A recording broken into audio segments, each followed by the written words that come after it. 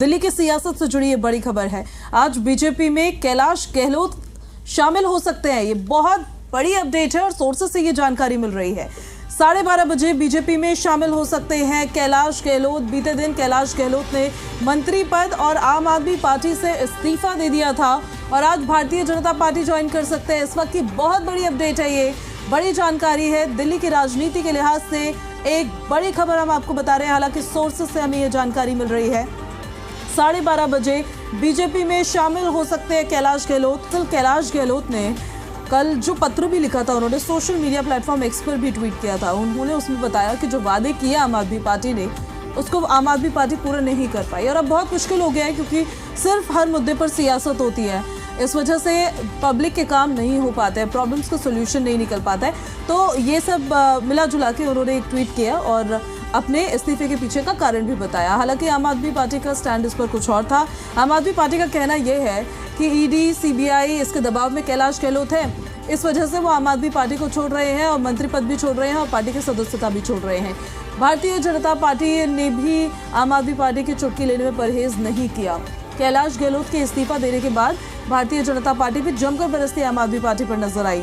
इधर कैलाश गहलोत ने आम आदमी पार्टी का दामन छोड़ दिया, उधर अनिल झा को अरविंद केजरीवाल ने आम आदमी पार्टी ज्वाइन करा दी। तो ये देखिए, ये सिलसिला लगातार जारी नजर आया। लेकिन कयास तो लगाए जा रहे थे, चर्चाएं भी थी, पर सोर्सेज अब ये बता रहे हैं कि भारतीय जनता पार्टी ज्वाइन करेंगे कैलाश गहलोत और आज दोपहर 12:30 बजे बीजेपी में शामिल होंगे कैलाश गहलोत। ये एक बहुत बड़ी खबर है।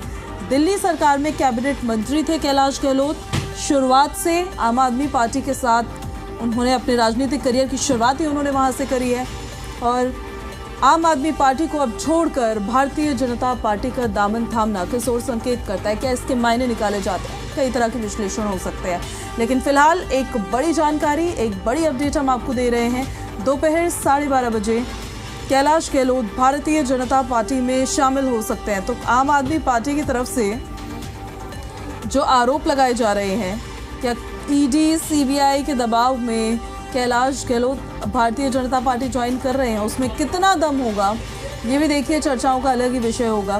तो फिलहाल तो इनिशियली यही जानकारी मिली है। अभी सोर्सेस हमें ये बता रहे हैं कि कैलाश गहलोत बीजेपी ज्वाइन कर सकते हैं। अब उनके बीजेपी ज्वाइन करने से बीजेपी को कितनी मजबूती मिलेगी, अगले विधानसभा इलेक्शंस में देखना होगा और आम आदमी पार्टी के लिए कितना बड़ा डेंट होगा। नजफगढ़ एरिया से विधायक रहे हैं कैलाश गहलोत। इनके अंडर ट्रांसपोर्ट डिपार्टमेंट था जब ये दिल्ली सरकार में कैबिनेट मंत्री थे। इनके अंदर गृह मंत्रालय भी था दिल्ली सरकार का।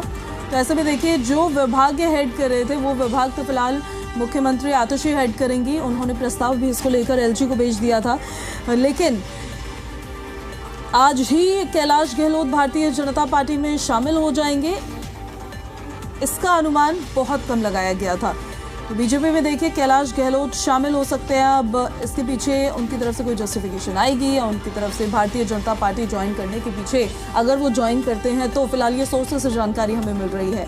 क्या कारण रहेंगे, क्या वजह उनको लगेगी, ये भी देखना होगा। हालांकि देखिए, आम आदमी पार्टी के एक बड़े नेता है कैलाश गहलोत और पूरा ट्रांसपोर्ट डिपार्टमेंट इन्होंने दोनों ही कार्यकालों में बखूबी संभाला है। दिल्ली में जो इलेक्ट्रिक व्हीकल्स आई है, इलेक्ट्रिक व्हीकल पॉलिसी चली है, उसमें एक अहम योगदान इनका रहा है। देवेश हमारे सहयोगी एक बार फिर से हमारे साथ कनेक्ट हो गए। हम सीधे देवेश का रुख कर लेते हैं। देवेश, ये एक बहुत बड़ा डेंट था वैसे ही आम आदमी पार्टी के लिए कि कैलाश गहलोत ने उनको छोड़ दिया। कितना बेनिफिशियल भारतीय जनता पार्टी के लिए रहने वाला है?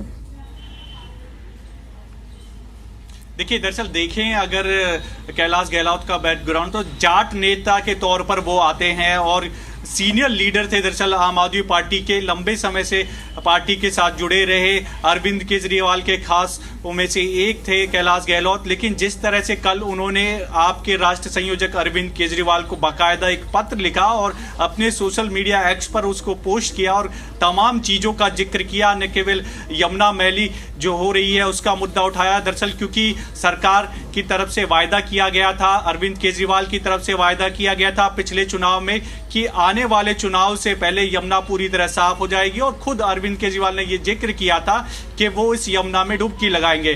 लेकिन आपने भी हालात देखे यमुना के क्या स्थिति है मौजूदा समय में। दूसरी तरफ शीश महल का मुद्दे भी उन्होंने उठाया, उसका भी जिक्र किया कि किस तरह से जो है शीश महल का मुद्दा उठाया गया और जो बात कही गई थी पार्टी की तरफ से कि ये इस तरह की चीज़ें सुविधाएं नहीं लेगी, लेकिन बाद में शीश महल का मुद्दा आया, उसका भी जिक्र किया, उससे भी नाराज़गी थी।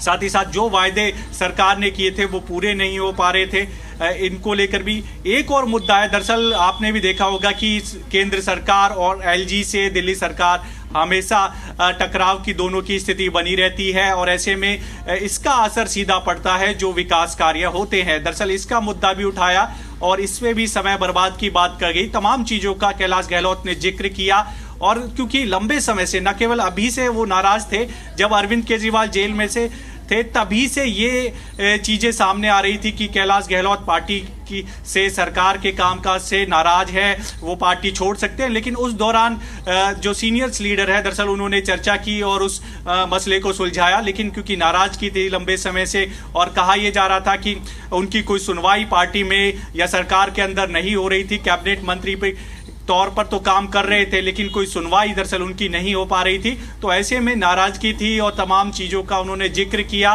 और पार्टी का दामन छोड़ दिया। आज बताया ये जा रहा है कि 12:30 बजे के आसपास बीजेपी मुख्यालय में जो बीजेपी के सीनियर लीडर्स हैं उनकी मौजूदगी में आज वो बीजेपी में शामिल हो सकते हैं। जी बिल्कुल देवेश, और सीनियर लीडर थे आम आदमी पार्टी के कैलाश गहलोत, जैसा आपने बताया भी कई मौक़ों पर जब जिम्मेदारियों की बात आई, जब दिल्ली प्रदेश के नए मुख्यमंत्री को लेकर भी चर्चाएं चल रही थी, तो कई ऐसे मौके होते थे जब उनका नाम जो होता था वो हमेशा रेस में आगे चलता था, पर उतनी तवज्जो शायद पार्टी में नहीं मिली, ये भी एक टीस रही।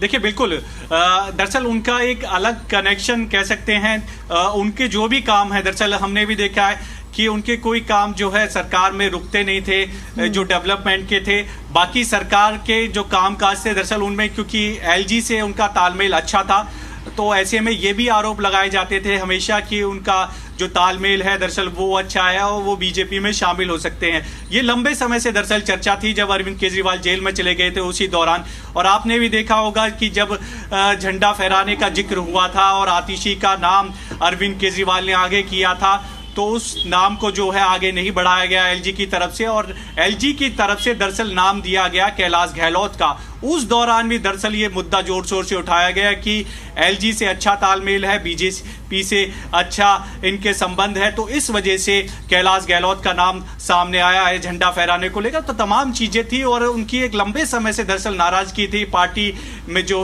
हलचल हो रही थी, पार्टी पर जो भ्रष्टाचार के लगातार आरोप लग रहे थे, जो वायदे आम आदमी पार्टी की सरकार ने किए थे वो वायदे पूरे नहीं हुए, ये तमाम चीजों का जिक्र बाकायदा उन्होंने अरविंद केजरीवाल को पत्र लिखकर किया है कि क्या समस्या उनको सबसे ज्यादा थी। देवेश में लौट रही हूं आपके पास वापस।